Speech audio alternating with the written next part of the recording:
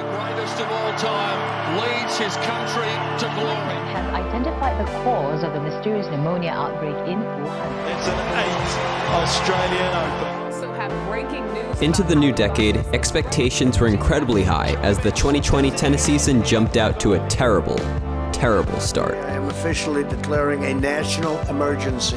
You can't blame any organizer in particular, though.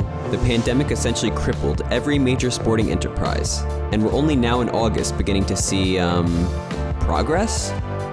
Anyway, seeing the desperate growing need for any form of live televised tennis, offshoots are created to either cash in on or donate to efforts related to the ongoing situation. With mixed results, live tennis was once again gaining a footing in the world, despite various regulations preventing it from returning to normalcy.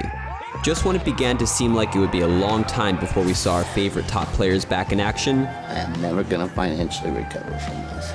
Novak Djokovic rose from the depths of quarantine with a huge announcement: the Adria Tour, a multi-week, multi-venue exhibition series promising action from the best players in the world, right in the midst of exponentially increasing worldwide cases.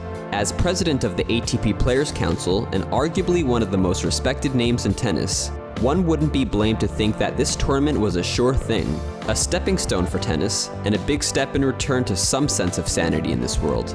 Sanity, as in a well-regulated event following common sense guidelines which keep players and fans safe in a controlled, you already know it's a disaster. Here's what happened.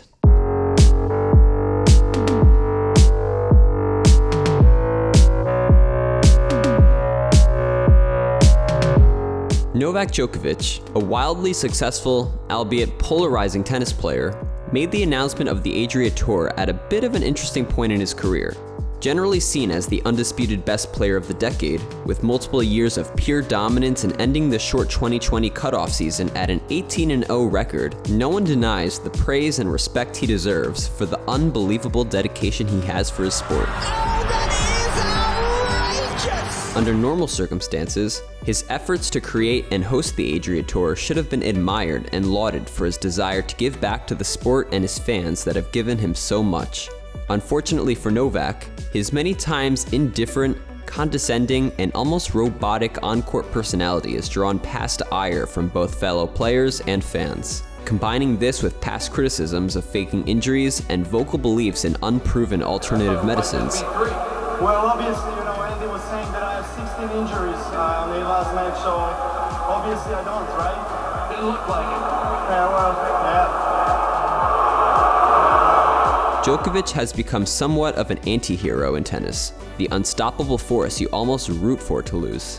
So when the crowd is chanting Roger, I hear Novak, so that's... Keeping this background info in mind, Novak Djokovic announced on May 22, 2020, the creation of the Adria Tour. With the confirmed appearances of Dominic Thiem, Grigor Dimitrov, and Sasha Zverev, this charity event would by and far be the most comprehensive and impressive tennis event to take place since the pandemic shut down the world in March. As excited as fans were, questions were soon raised regarding the safety of such a large-scale gathering, given the timing and rising of world infection rates. As headliner and organizer, concerns only grew as in 2020, Djokovic seemed to attract more headlines off the tennis court than on, due to some questionable PR moves made as the pandemic begun.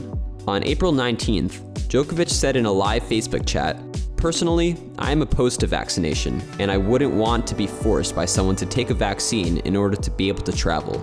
This was made public at a similar time that his wife, Yelena, received harsh criticism and an embarrassing Instagram false information badge in relation to a shared video on the platform promoting 5G conspiracy theories in relation to the virus.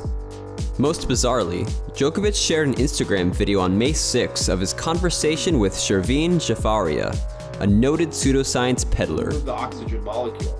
That's what's happening in human bodies. Shervin's company, Symbiotica, sells China-free potions claiming to stimulate growth of new brain cells and improve gut-brain axes, all at a low cost of $50 for every 60 milliliters, recurring order price, of course. Regardless of his personal beliefs, this general lack of judgment dissuaded confidence in many to his ability to host an event of this magnitude in the midst of a worldwide pandemic, a dissuasion that appeared to be justified even before the first match took place. Whereas the world was crawling back to a sense of normalcy, the Adria Tour was simply running full speed ahead as if the pandemic simply did not exist. As players arrived to play from other countries, organizers were quoted in saying that no systematic testing was required for participants whatsoever. Onto the opening press conference with players, press photos revealed worrying images of a packed room as everyone passed around a single microphone to ask questions. Even more shocking, the opening ceremony presented groups of singing and playful kids huddled together to stands packed with spectators, with very few masks in sight and virtually zero social distancing. To be expected, social media blasted the organization and health risks of the event based off released photos and videos. In response, Djokovic fired back, "You can criticize us and say this is maybe dangerous, but it's not up to me to make the calls as to what is right or wrong health-wise. We are doing what the Serbian government is telling us, and hopefully we soon will get back on the tour collectively." By saying this, it would almost appear that he was shifting responsibility to the country as opposed to himself, and threw common sense completely out the window by saying, "Hey, if Serbia says we can do this and you can't blame me if anything goes wrong, I technically did everything I was told, and if nothing goes wrong, well, you can thank me later." Finally, if the situation wasn't ludicrous enough, the players celebrated the opening of the tournament with a game of full contact soccer, basketball, and a night out at the dance club.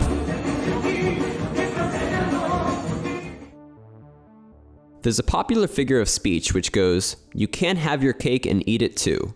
In this case, what should have been expected to happen when a proclaimed safe, multi-venue tournament is organized in the midst of a pandemic, yet flaunts every common sense precaution in the book? Well, the first week in Belgrade, Serbia went smoothly, reintroducing the world to extremely high-quality tennis from the sport's biggest stars.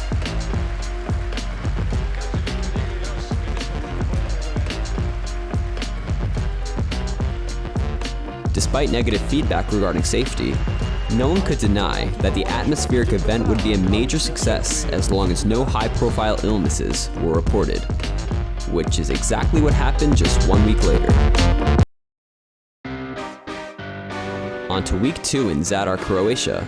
Nothing appeared amiss until Grigor Dimitrov unexpectedly withdrew from the tournament and returned home to Monaco after a loss to Croat Borna Coric, stating as his reason, "I want to say that I'll be fine. This is a consequence of physical effort and exposure to the sun in the past few days, and I will have to miss the last day in Zadar.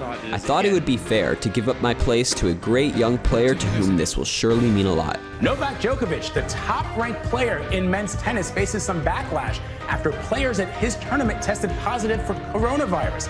Grigor Dimitrov and Viktor Troicki, along with Troicki's pregnant wife, all announced they are sick with COVID-19. Novak Djokovic announced Tuesday that he and his wife recently tested positive for COVID-19. Now, Djokovic is the 4th player who participated in a series of exhibition matches that he organized in Serbia and Croatia to contract the coronavirus. This really could jeopardize the restart of the professional tennis season later on in August. Tennis superstar Novak Djokovic and his wife testing positive for COVID. Djokovic now apologizing on Instagram, writing, "We believed the tournament met all health protocols and the health of our region seemed in good condition.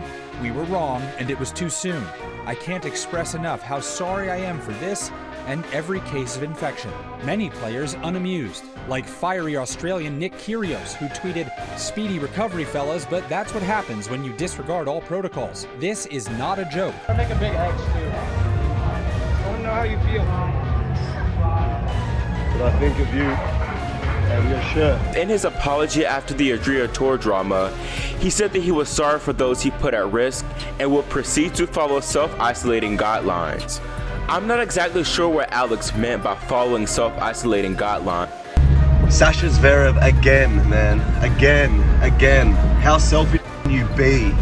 How selfish can you be? I mean, Jesus, man. Pissing me off. This tennis world's pissing me off, seriously.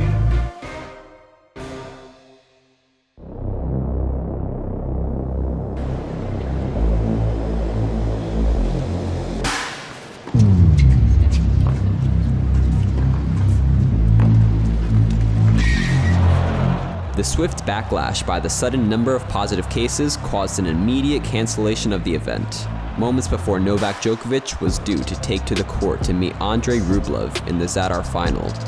As insults and the blame game are still being hurled regarding this event even months later, Novak Djokovic's good intentions yet careless attitude may have cost him his reputation, a public opinion which only detracts from his future standing as an all-time great, despite how well he performs on court.